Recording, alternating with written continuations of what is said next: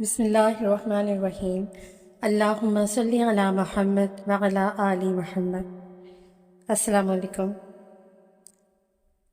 جو بھی لوگ درود پڑھتے ہیں، جو بھی اہل درود ہے، اللہ پاک ان کی خوب مہمان نوازیاں کرتا ہے، کیونکہ جو انسان رحمت للعالمین صلی اللہ علیہ وآلہ وسلم پر درود و سلام پڑھتا ہے، فرشتے اس کے لیے مغفرت کی دعا مانگتے ہیں۔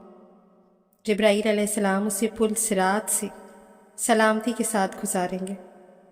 اسرافیل علیہ السلام سے حوض کوثر سے جام پلائیں گے۔ میکائیل علیہ السلام اس کے لیے اللہ پاک سے بخشش مانگیں گے۔ اسرائیل علیہ السلام اس کو تکلیف دیے بغیر اس کی روح کو نکالیں گے۔ چنانچہ نبی پاک صلی اللہ علیہ وآلہ وسلم نے فرمایا کہ میرے پاس جبرائیل، اسرافیل، عزرائیل، میکائیل علیہ السلام اجمعین آئے۔ پس جب ایک جبرائیل علیہ السلام نے عرض کیا، یا رسول اللہ صلی اللہ علیہ وآلہ وسلم، جو شخص آپ پر 10 بار درود شریف پڑھے گا، میں اس کا ہاتھ پکڑ کر اسے پل صراط سے گزاروں گا۔ میکائیل علیہ السلام نے عرض کیا کہ یا رسول اللہ صلی اللہ علیہ وآلہ وسلم، جس نے آپ صلی اللہ علیہ وآلہ وسلم پر 10 بار درود شریف پڑھا، میں اسے آپ علیہ السلام کے حوض سے پانی پلاؤں گا۔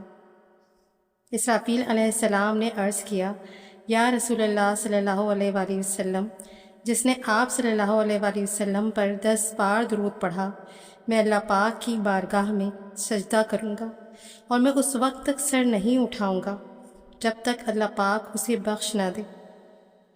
حضرت اسرائیل علیہ السلام نے فرمایا کہ یا رسول اللہ صلی اللہ علیہ وآلہ وسلم، جس نے آپ صلی اللہ علیہ وآلہ وسلم پر 10 بار درود پڑھا، میں اس کی روح کو ایسے قبض کروں گا جس طرح انبیاء کرام علیہ السلام کی ارواح طیبہ کو قبض کرتا ہوں۔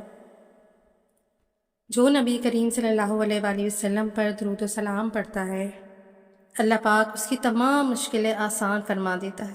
چنانچہ نبی پاک صلی اللہ علیہ وآلہ وسلم نے فرمایا کہ قیامت کے دن وہ شخص اپنی مصیبتوں سے جلدی نجات پانے والا ہوگا جو مجھ پر کثرت سے درود پڑھے گا۔ سبحان اللہ۔ تو دیکھیے اہل درود کے لیے کتنی زیادہ خوشخبریاں ہیں کہ کسی اور وظیفے کے لیے یا کسی اور ایسے ذکر کے لیے اتنی گارنٹی نہیں ہے کہ قبول ہی قبول ہے۔ یہ ایک درود شریف ہے جو ہر حال میں قبول ہے، جس کے پڑھنے سے دین کی، دنیا کی تمام مصیبتیں، تمام پریشانیاں چاہے وہ کیسی بھی ہوں، اللہ پاک حل فرما دیتا ہے۔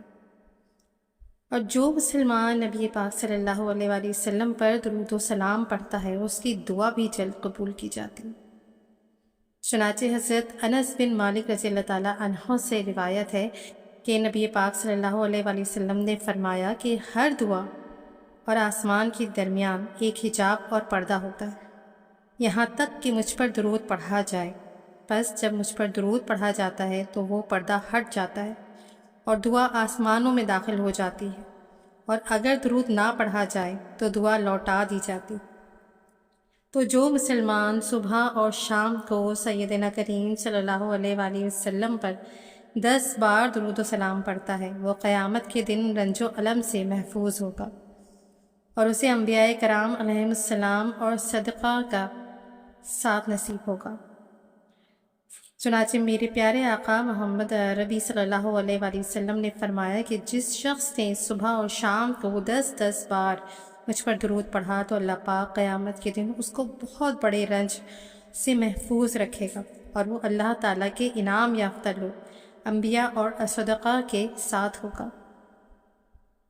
تو جو مسلمان نبی پاک صلی اللہ علیہ وآلہ وسلم پر درود پڑھتا ہے، اللہ پاک اس پر انعامات کی بارش فرما دیتا ہے۔ فرشتے اس کے لیے دعائیں بخشش مانگتے ہیں۔ رسول پاک صلی اللہ علیہ وآلہ وسلم قیامت کے دن اس کی شفاعت فرمائیں گے۔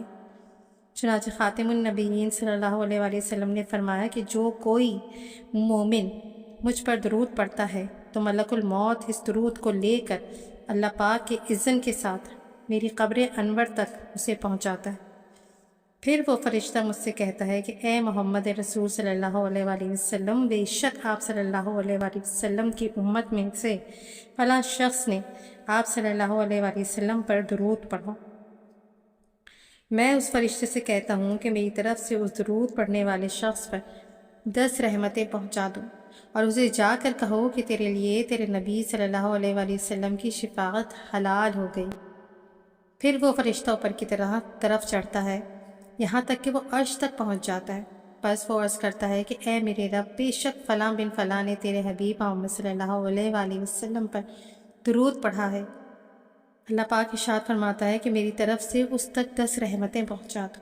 پھر اللہ پاک درود کے ہر حرف سے ایک فرشتہ پیدا کرتا ہے۔